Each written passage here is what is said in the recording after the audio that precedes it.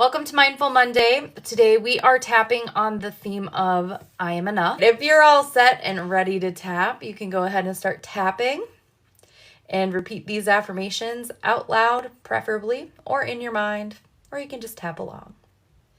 Even though I don't feel like I am enough right now.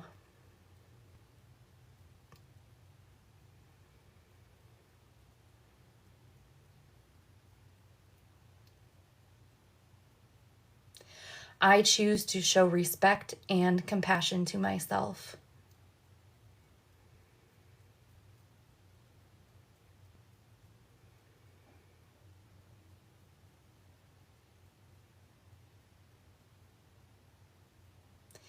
And even though I don't know how to feel like I am enough,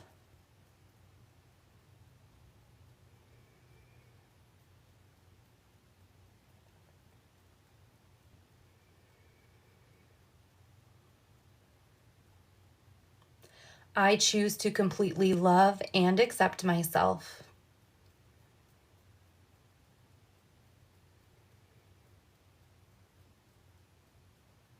As well as anyone else connected to this.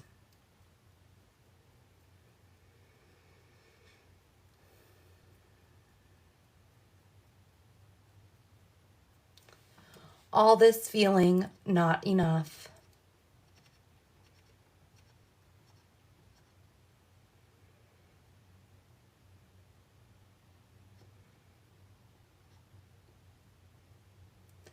Why do I feel like I am not enough?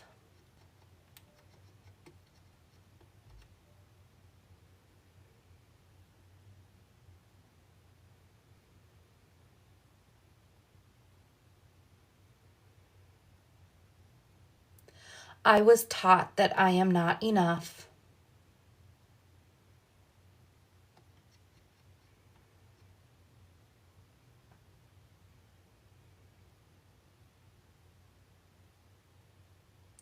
By people who did not feel enough themselves.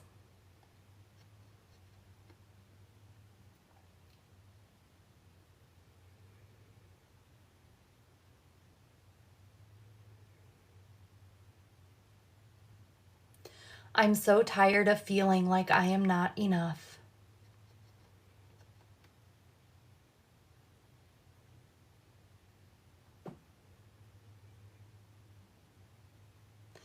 Whatever I am feeling is valid.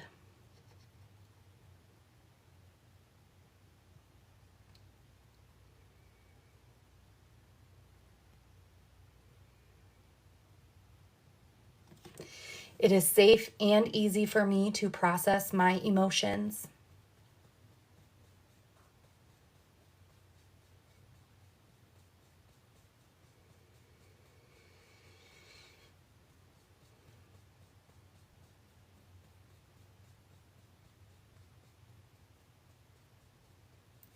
So I allow myself to process them all now.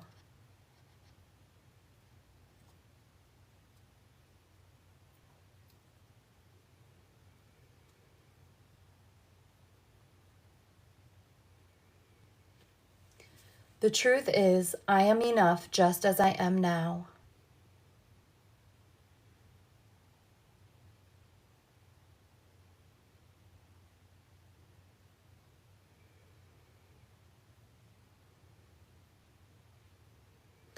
I am always good enough.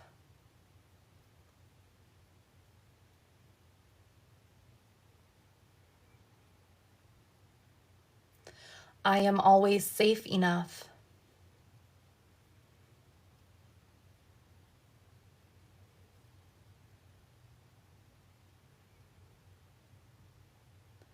I am always healthy enough.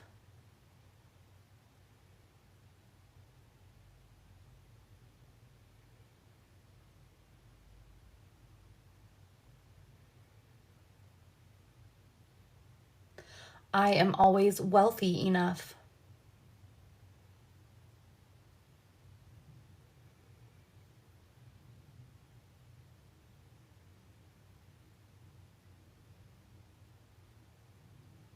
I am always successful enough.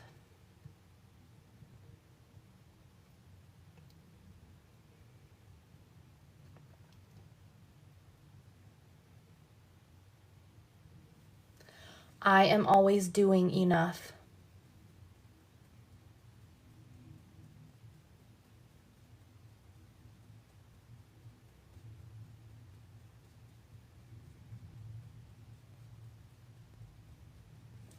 I am always kind enough.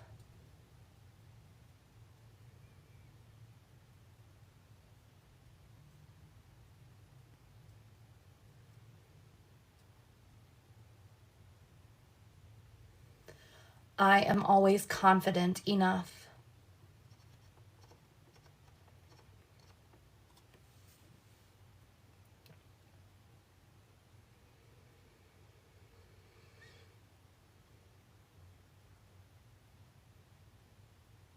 I am always important enough.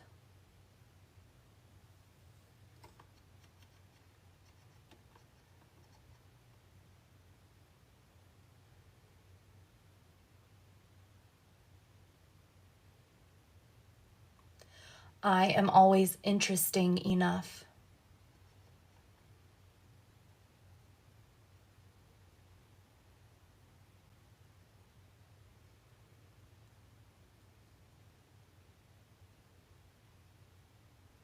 I am always powerful enough.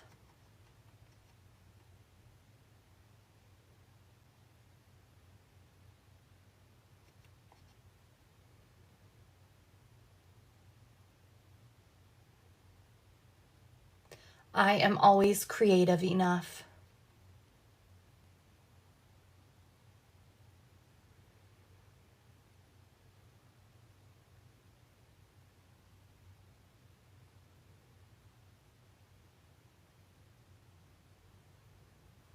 I am always smart enough.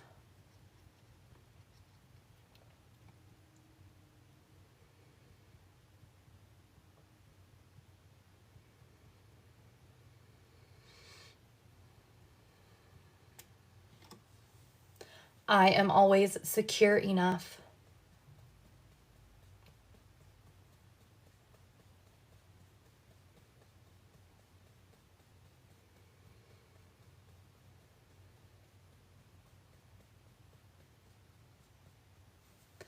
I am always attractive enough.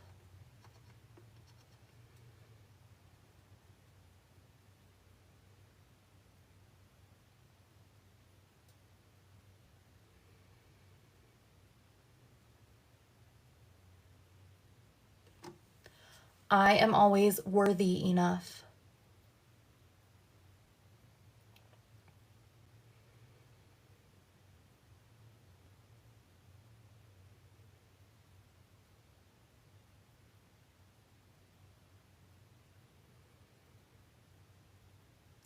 I am always lovable enough.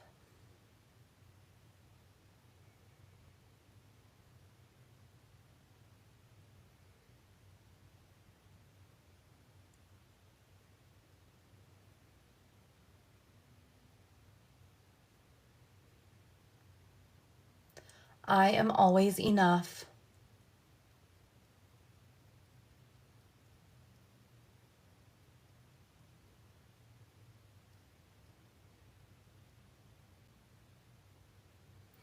I always have been enough.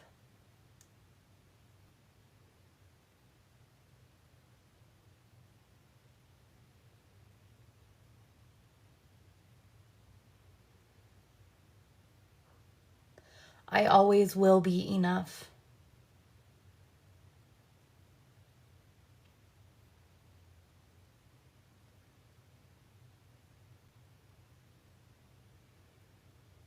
And now that I know that I am enough,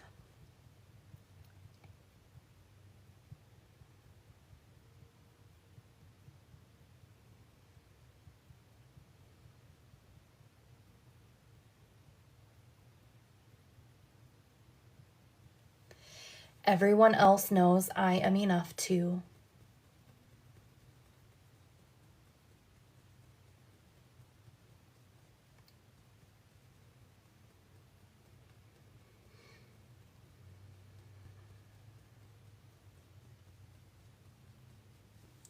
And I now know and feel the truth of this all.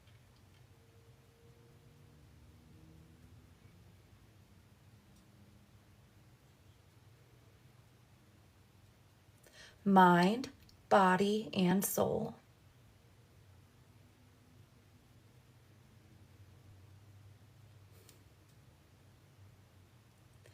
And then go ahead and take a deep breath in through your nose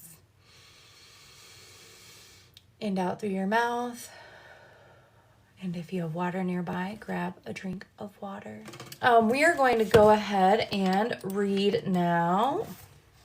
According to Einstein, space and time are not separate.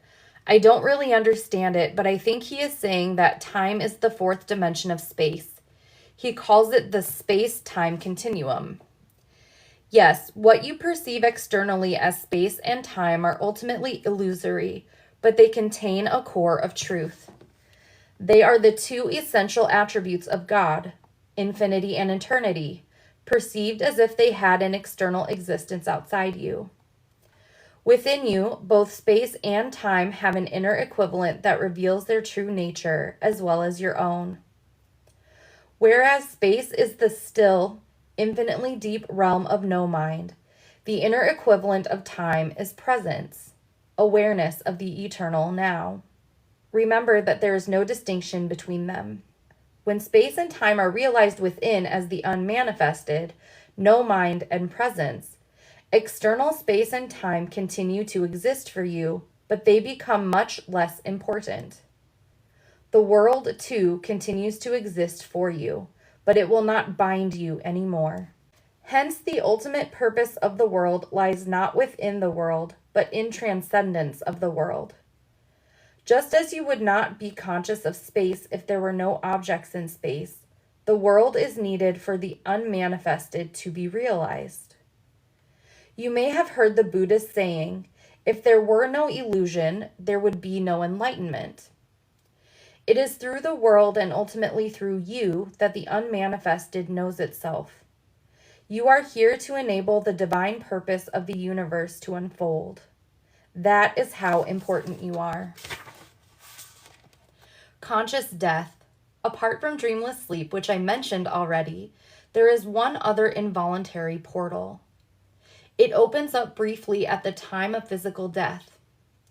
Even if you have missed all the other opportunities for spiritual realization during your lifetime, one last portal will open up for you immediately after the body has died. There are countless accounts by people who had a visual impression of this portal as radiant light and then returned from what is commonly known as a near-death experience. Many of them also spoke of a sense of blissful serenity and deep peace. In the Tibetan Book of the Dead, it is described as the luminous splendor of the colorless light of emptiness, which it says is your own true self. This portal opens up only very briefly, and unless you have already encountered the dimension of the unmanifested in your lifetime, you will likely miss it. Most people carry too much residual resistance, too much fear, too much attachment to sensory experience, too much identification with the manifested world. So they see the portal, turn away in fear, and then lose consciousness. Most of what happens after that is involuntary and automatic. Eventually, there will be another round of birth and death. Their presence wasn't strong enough yet for the conscious immortality. So going through this portal does not mean annihilation. As with all the other portals, your radiant true nature remains, but not the personality. In any case, whatever is real or of true value in your personality is your true nature shining through. This is never lost. Nothing that is of value, nothing that is real is ever lost. Approaching death and death itself, the dissolution of the physical form, is always a great opportunity for spiritual realization. This opportunity is tragically missed most of the time, since we live in a culture that is almost totally ignorant of death, as it is almost totally ignorant of anything that truly matters. Every portal is a portal of death, the death of the false self. When you go through it, you cease to derive your identity from your psychological mind-made form. You then realize that death is an illusion, just as your identification with the form was an illusion. The end of illusion. That's all that death is. It is painful only as long as you cling to illusion. And we're moving on to Chapter 8, Enlightened Relationships. Enter the now from wherever you are. I always thought that true enlightenment is not possible except through love in a relationship between a man and a woman. Isn't this what makes us whole again? How can one's life be fulfilled until that happens? Is that true in your experience? Has this happened to you? Not yet, but how could it be otherwise? I know that it will happen. In other words, you are waiting for an event in time to save you. Is this not the core error that we have been talking about? Salvation is not elsewhere in place or time. It is here and now. What does that statement mean? Salvation is here and now. I don't understand it. I don't even know what salvation means. Most people pursue physical pleasures or various forms of psychological gratification because they believe that those things will make them happy or free them from a feeling of fear or lack.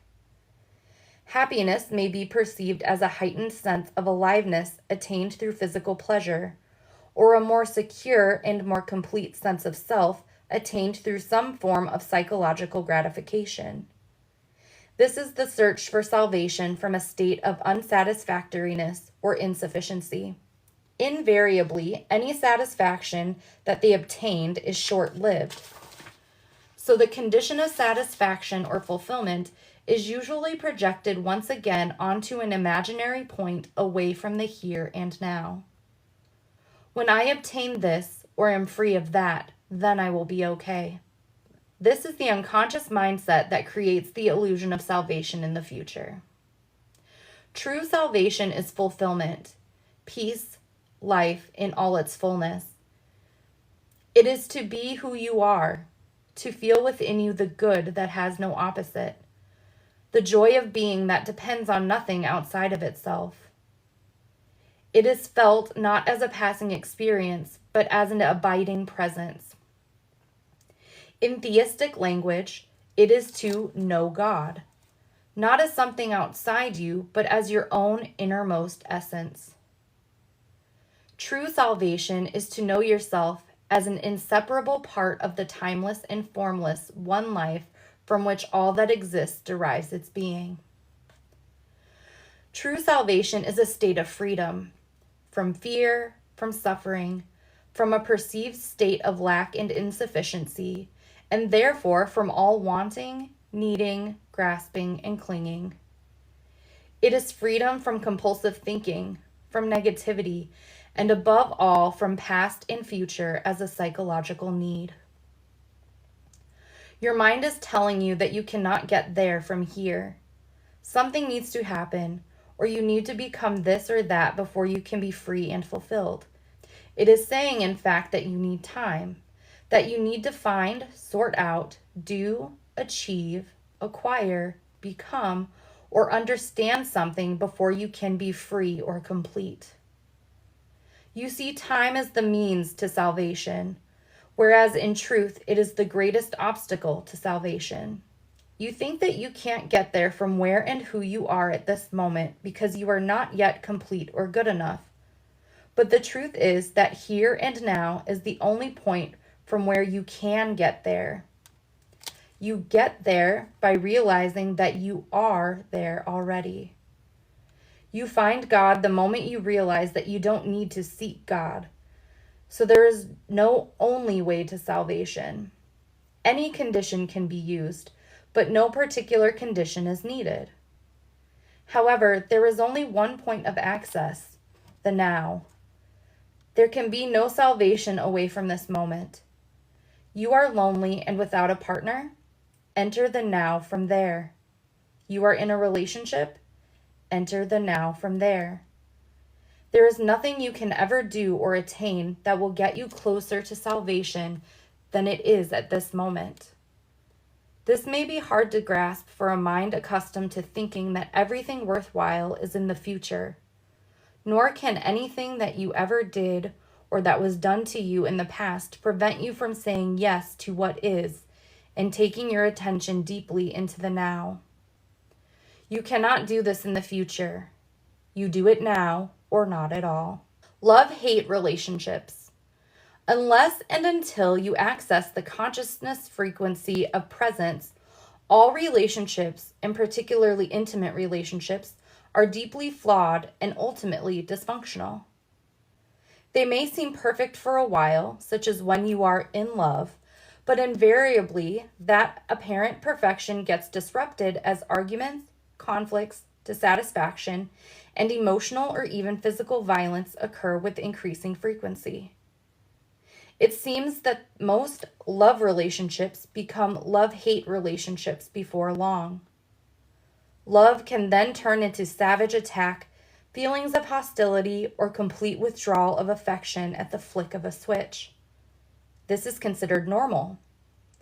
The relationship then oscillates for a while, a few months or a few years, between the polarities of love and hate, and it gives you as much pleasure as it gives you pain.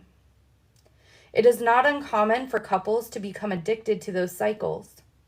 Their drama makes them feel alive. When a balance between the positive and negative polarities is lost, and the negative destructive cycles occur with increasing frequency and intensity, which tends to happen sooner or later, then it will not be long before the relationship finally collapses. It may appear that if you could only eliminate the negative or destructive cycles, then all would be well and the relationship would flower beautifully. But alas, this is not possible. The polarities are mutually interdependent. You cannot have one without the other. The positive already contains within itself the as yet unmanifested negative. Both are, in fact, different aspects of the same dysfunction. I am speaking here of what is commonly called romantic relationships, not of true love, which has no opposite because it arises from beyond the mind.